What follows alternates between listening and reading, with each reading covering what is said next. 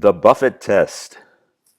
Warren Buffett once commented, risk comes from not knowing what you're doing. That's at the heart of the so-called Buffett test. Question: how do you think about risk? The fact is, foreign investment in Israel rose just as rockets were being launched against the country. Have a look at the charts.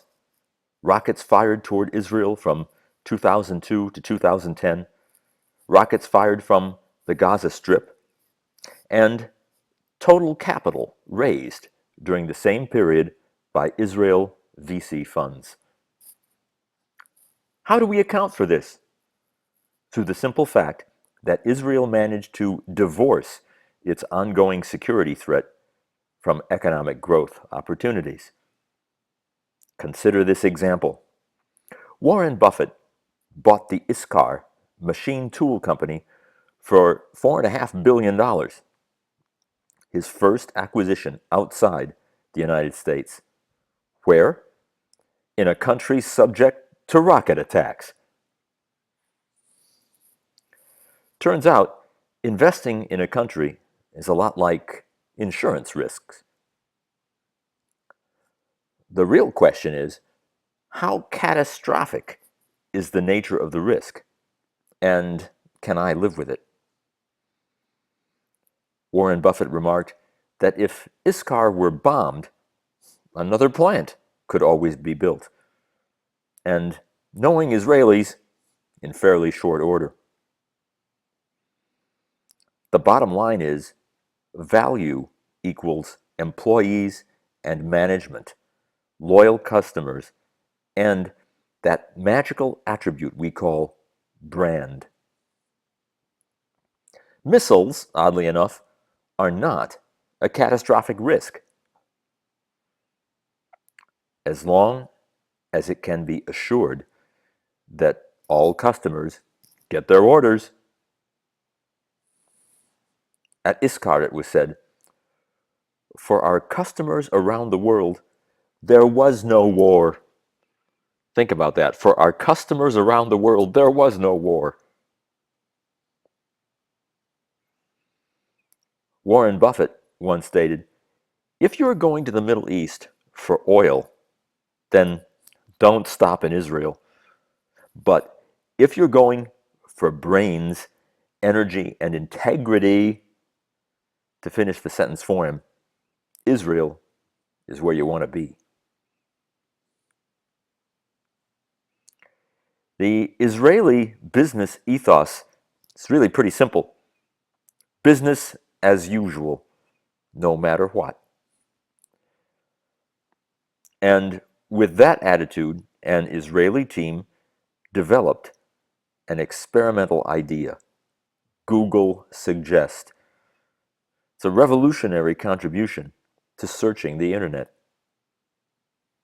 It just so happens the idea of doing searches goes back to 16th century Bible concordances. Look up a word, any word, and the concordance gives you chapter and verse throughout the Bible, telling you everywhere that word appears. That concept was applied, of all places, to Google search. Using another biblical analogy, the Google main page is kind of like the temple, the ancient temple in Jerusalem. And the search box is like the Holy of Holies, the innermost sanctum.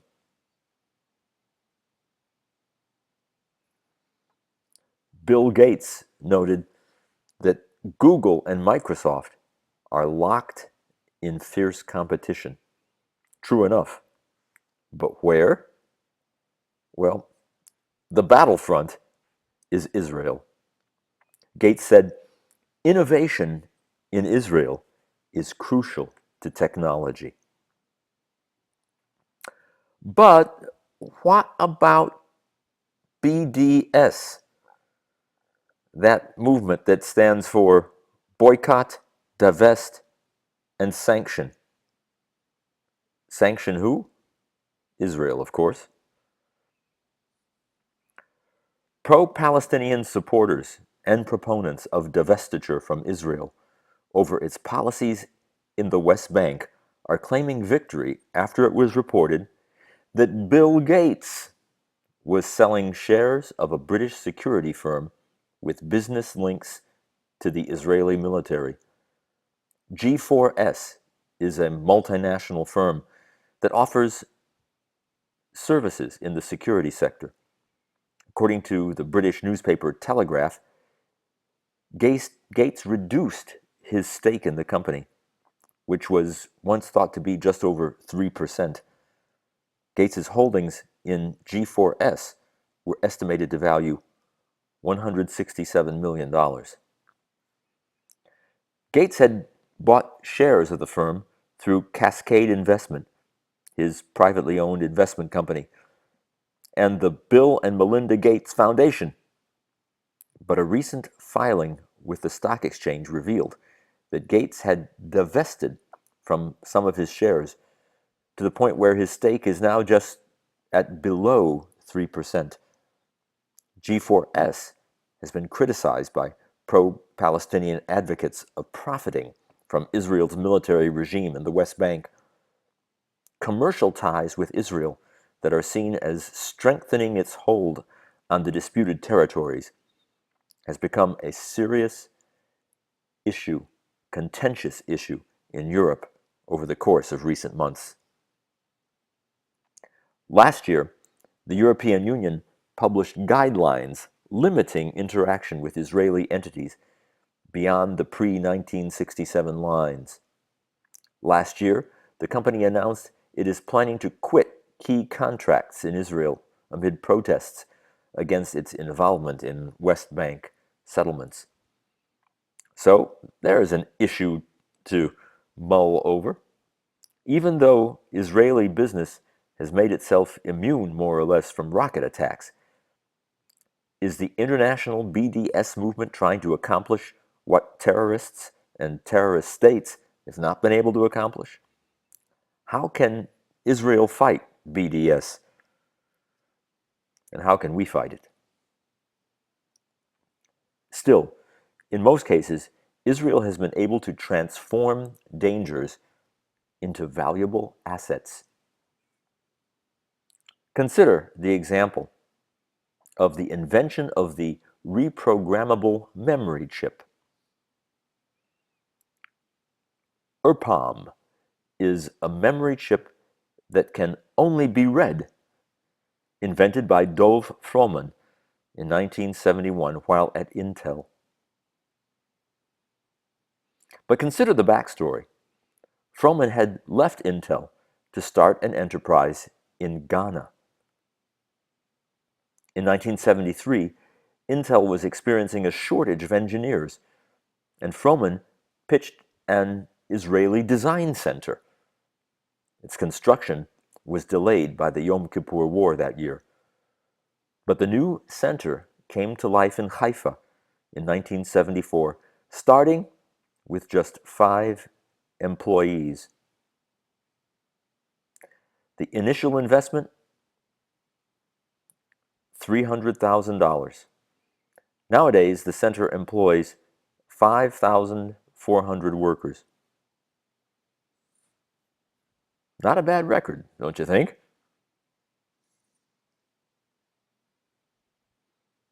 Consider also the Intel plant, located in Kiryat Gat, southwest of Jerusalem. A $3.5 billion investment. A little more backstory is in order here. In 1985, IBM agreed that Intel should be the sole maker of its 386 chips. But that actually maximized risk. It's the proverbial case of having all your eggs in one basket. What if Intel couldn't ramp up its manufacturing capability in time? The main burden fell on the Israeli chip plant in Jerusalem. In 1990, with the Gulf War looming, Israel ordered the largest gas mask distribution since World War II. And it happened to be at a time when I was in Israel doing my dissertation research. There were gas masks for everybody, except me, of course, as a foreigner. In January 1991, commercial flights to Tel Aviv were suspended. And there I was, stranded in Tel Aviv, finally getting the last business class seat bound for Paris. The looming question in those days was, would Intel Israel shut down? Dov Froman made a pretty brave and unilateral decision. Intel Israel would remain open throughout the war. The Intel headquarters in Santa Clara, California, was amazed, to say the least.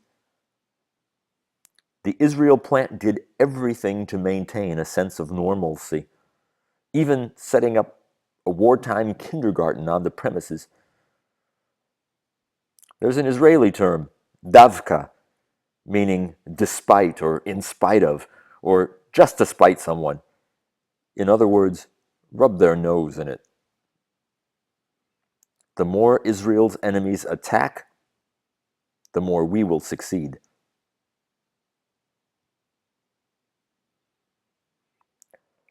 Another way to look at it is that the occasionally catastrophic risks that exist in Israel have been made virtually irrelevant.